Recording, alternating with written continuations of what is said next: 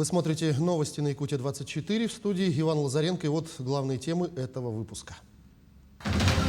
Сотрудники госавтоинспекции региона в период новогодних праздников работают в усиленном режиме, проводят рейды на дорогах. Сегодня Русская Православная Церковь празднует Сочельник.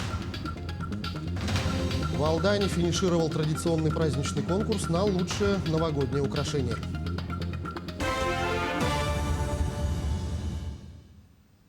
Начнем выпуск с эпидобстановки. На 6 января выявлено 73 новых случая коронавирусной инфекции.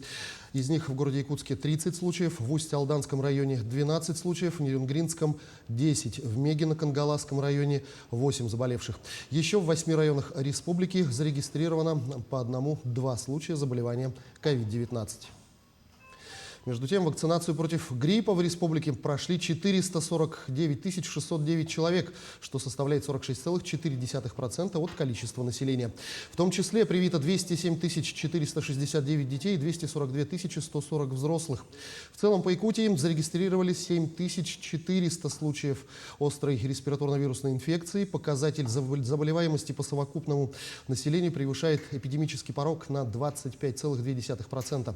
Наиболее высокие показатели заболеваемости ОРВИ отмечают среди детей в возрасте до 2 лет, а также от 3 до 6 лет. В настоящее время продолжается иммунизация населения республики против гриппа поступившими вакцинами Савигрипп и Ультрикс Квадри. Сотрудники госавтоинспекции региона в период новогодних праздников работают в усиленном режиме, проводят рейды на дорогах. Так, во время ежедневных рейдовых мероприятий инспекторы проверяют наличие документов, осматривают состояние автотранспорта, проводят профилактические беседы. За день на столичных улицах работают более 20 сотрудников. Как отмечают в ГИБДД, только в течение дня выявляется около 150 разных нарушений правил дорожного движения. Заводится более 200 административных материалов. В основном граждане садятся за руль без водительских прав, не соблюдают безопасную дистанцию на улицах, водят машину с тонированными окнами. Еще одно недопустимое нарушение – это вождение в состоянии алкогольного опьянения. С начала Нового года, получается, у нас на территории города Якутска было выявлено более 30 водителей, которые управляли транспортным средством в состоянии алкогольного опьянения.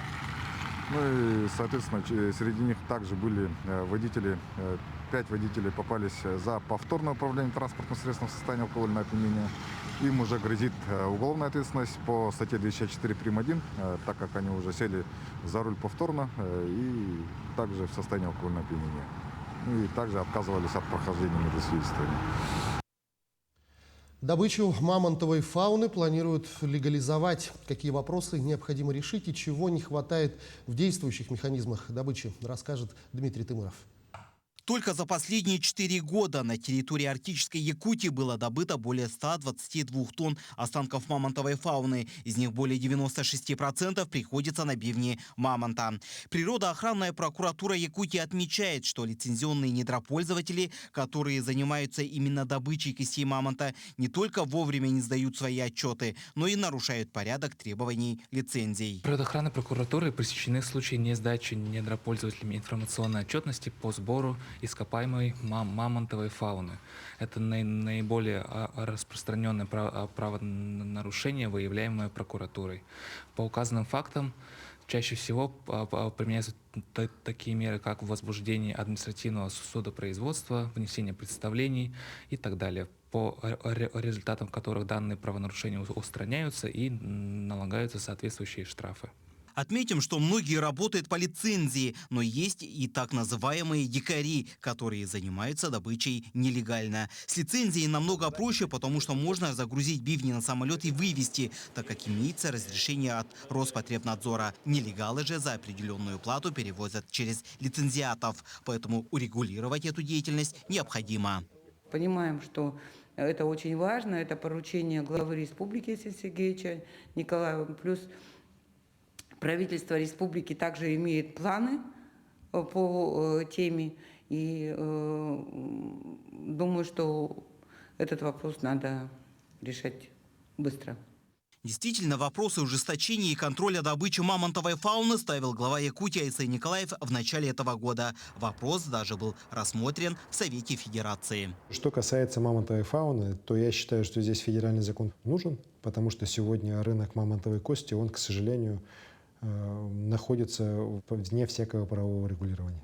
И я поддерживаю те новации, те подходы, которые сегодня, вот, насколько я знаю, законопроект такой рядом депутатов Государственной Думы разработан.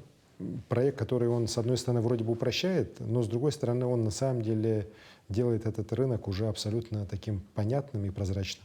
Отметим, в России более 70% запасов мамонтовой фауны находится на территории именно нашей республики. Эксперты считают, что на сегодняшний день под видом сбора ископаемой мамонтовой кости, как и палеонтологического коллекционного материала, ведется промышленная добыча сырья. И поэтому действующее законодательство надо менять. Здесь необходимо сказать, что законодательная часть по отношению регулирования оборота мамонтовой псивни совершенно недостаточно. Вот мы имеем двойственные отношения к мамонтовой фауне. Они у нас идут одновременно как полезные ископаемые, одновременно идут как культурные ценности, что одно другому по большому счету противоречит. Именно с этим вопросом у нас очень многие легальные экспортеры, они столкнулись. Сегодня добыча бивней мамонта производится путем вспашки земли, то есть путем разрушения слоя почвы, так как они находятся в недрах земли, что в свою очередь не является законным способом. По словам народных депутатов, инициаторов проекта закона, мамонтовую фауну надо отнести к полезным ископаемым, чтобы их добычу путем вспашки земли разрешить, так далее подземную добычу. Это даст возможность защитить экологию и в случае чего регулировать спорные вопросы. В связи с чем парламентарии предлагают внести изменения в федеральный закон о недрах, чтобы места добычи мамонтовой кости, а именно под землей, были отнесены к недрам местного значения, чтобы лицензировать и наладить в правовом русле этот процесс. Данный вопрос сегодня также поднимается на уровне Совета Федерации и Госдумы. В настоящее время на рассмотрении Государственной Думы находится проект федерального закона о внесении изменений в федеральный закон о недрах. И в случае принятия законопроекта будет сделан серьезный шаг к легализации сбора палеонтологических и минералогических останков. Это положительно отразится на населении Арктики, занятом сбором мамонтовой кости. Также выведет из теневого оборота значительные объемы ископаемой мамонтовой фауны и обеспечит реализацию бивней мамонта на организованных торгах. Дмитрий Тымыров, Джулстан Иннокентьев, Григорий Охлопков, Якутск. Ну и к другим темам. Сегодня Русская Православная Церковь празднует Сочельник. Сочельник знаменует для христиан два события – окончание 40-дневного поста и канун Рождества Христова. В этот день православные христиане вспоминают евангельский рассказ о поклонении волхвов с Востока Богомладенцу Христу. Восточные мудрецы принесли новорожденному дары – золото, ладан и смирну. Золото было принесено Христу как царю, ладан как Богу, а смирна как человека. На прямую трансляцию праздничной литургии в Преображенском соборе смотрите сегодня в полночь на канале Якутия-24. Косплей-выставка открылась в Якутске. На ней представлены костюмы и образы различных персонажей из популярных кинолент, мультфильмов, видеоигр и комиксов. В общей сложности вниманию посетителей предложено более 100 костюмов ручной работы. Отметим, что представлены победители и номинанты республиканских косплей-конкурсов. Выставка будет работать ежедневно до 30 января. Порядка 100 костюмов вышло, плюс-минус в итоге. И говорит, надо будет как-нибудь показать людям наши работы, также, чтобы люди могли понять, посмотреть и пощупать, что это такое. У нас довольно-таки популярное косплей-сообщество в плане того, что у нас молодежь очень активная, очень интересуется подобными вещами. И к тому же у нас проводились гикфесты, это фестивали гиковской культуры и косплея. Они тоже были очень популярны и в свое время. Россия, Москва. Дед Мороз и Снегурочка выступили во время праздничной программы на Киевском вокзале. Поезд Деда Мороза выехал 5 декабря из Великого Устюга в Вологодской области.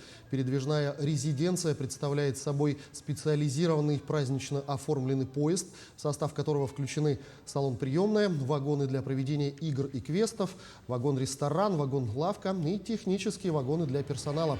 За 41 день поезд проследует более чем через 30 городов страны.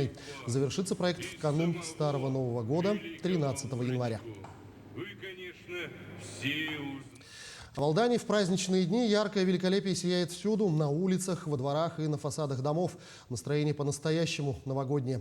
В таком ключе в городе финишировал традиционный праздничный конкурс. В этом году на суд жюри было представлено 13 причудливо украшенных территорий. Неповторимой и индивидуальной оказалась каждая идея. В разноцветии огней серебрятся снежинки, в искрах праздничного волшебства точно оживают сказочные герои. Неповторимые царства в Алдане раскинулись в канун самого волшебного праздника, когда становятся возможны любые чудеса. В декабре в городе стартовал традиционный конкурс «Новогоднее настроение», а территории и фасады зданий алданцы начали украшать еще в ноябре. Я хочу сказать, что вот прям с каждым годом оно более современное. Более интересно, ну то есть для каждого года оно свой интерес имеет. В 2021-м конкурс прошел в дистанционном формате. Участники представили созданное великолепие в видеороликах. Оригинальность, выразительность и творческий подход – таковы были критерии оценки.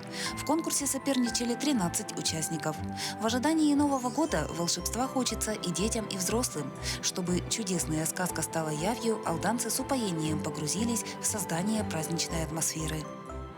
Идеи были интересны, и они не повторяются каждый год. Это разное оформление и в дошкольных учреждениях, и в частном секторе, и на территориях предприятий города. Все было, конечно, по-разному. Интересными и неповторимыми жюри нашли все идеи. Безграничными оказались фантазия и креатив участников. Гирлянды и игрушки, которые в изобилии представлены на новогодних базарах, гармонично дополнило убранство, созданное своими руками. Так, воспитанники социально-реабилитационного центра для елочки все украшения сделали сами. Естественно, что детские сады, они не имеют таких возможностей, как наши большие организации и предприятия. Но заметно, что в дошкольных учреждениях активное участие принимают, естественно, родители. Определиться с симпатиями жюри оказалось непросто. Победители были определены в каждой номинации. Денежными сертификатами были отмечены все участники.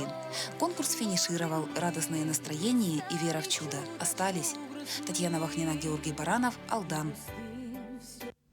К этому часу пока вся информация о развитии событий мы расскажем в наших следующих выпусках. Оставайтесь на нашем канале.